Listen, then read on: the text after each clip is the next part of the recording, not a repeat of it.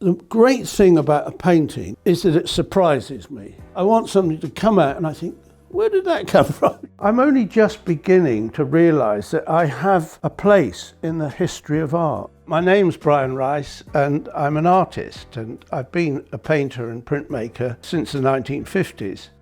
Worked from 60 years of my career, starting from when I was at art school right through until 2014 when the catalogue ends.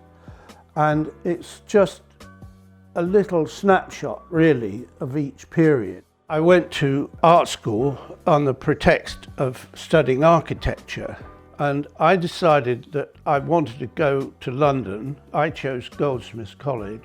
My best friend from Yeovil Art School is an artist called Derek Bosher, and he had gone to the Royal College of Art. When I started at Goldsmiths, he went to the Royal College, and he was in the same year as David Hockney, Alan Jones, Peter Phillips. They're all friends, but I wasn't interested in the kind of art that they made, and I've always been interested in abstraction. After Goldsmiths, tootled off to Spain, where I sort of said I would probably meet up with Derek Bosher and another artist. They said, "Oh, you've just arrived in time, we're going to Morocco tomorrow." So I parked my bicycle at the Toc H in Gibraltar and we hitchhiked down to the Sahara Desert. We had very little in the way of art materials, but we bought some very cheap paper in charcoal or whatever, and occasionally mixed the sand with some water and, put a bit of colour in.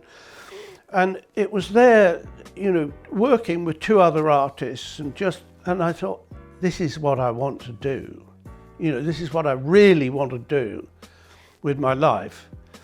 And I don't care what else I have to do to finance that. I will do it. I don't care if I sweep the streets or whatever.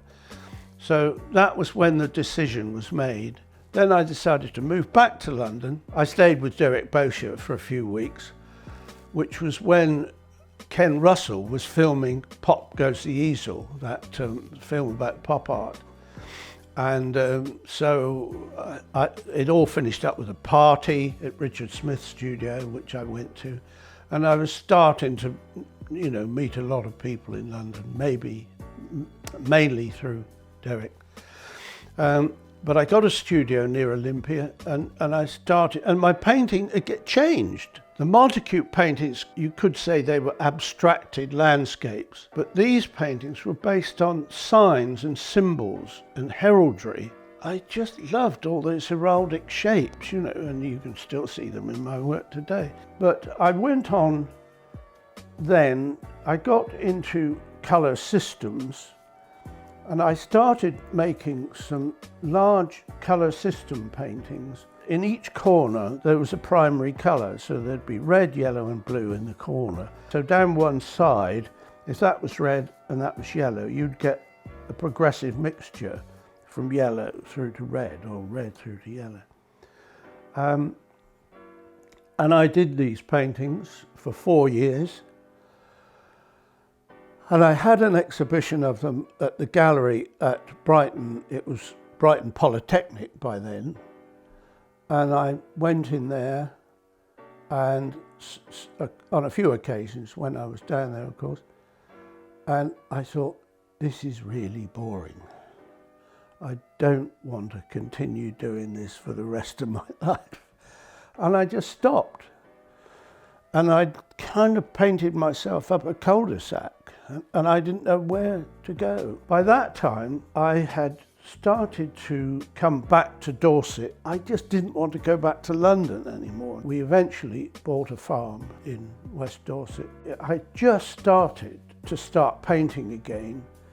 This would have been 1981, 82, and I'd spent a lot of time on this farm building a studio, converting some cow sheds into a studio. And I got into sheep farming because the farm had 50 acres, and the person we bought it from, I observed him sheep farming, and he'd built sheep pens and everything.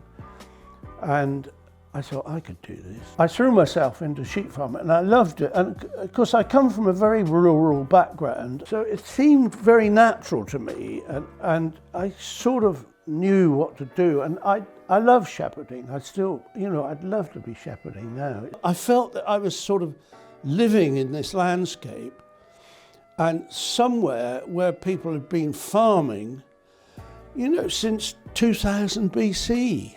I mean, you had that feeling of being part of history. And it really sort of got my imagination going. The paintings were about, burial mounds, what was underneath them. A lot of them had a sort of horizon, which was really above the surface and below the surface and what was going on. I just think these are people, 2000, 3000 BC, doing abstract art. My whole history is of painting, with mixing paint, putting it on canvas or paper or board and making images. But you don't have to invent a story about it. The painting that's in the Ram show called King and Queen, and that was in my first ever exhibition. And nearly everyone picked that painting as their favourite of all the ones in the show.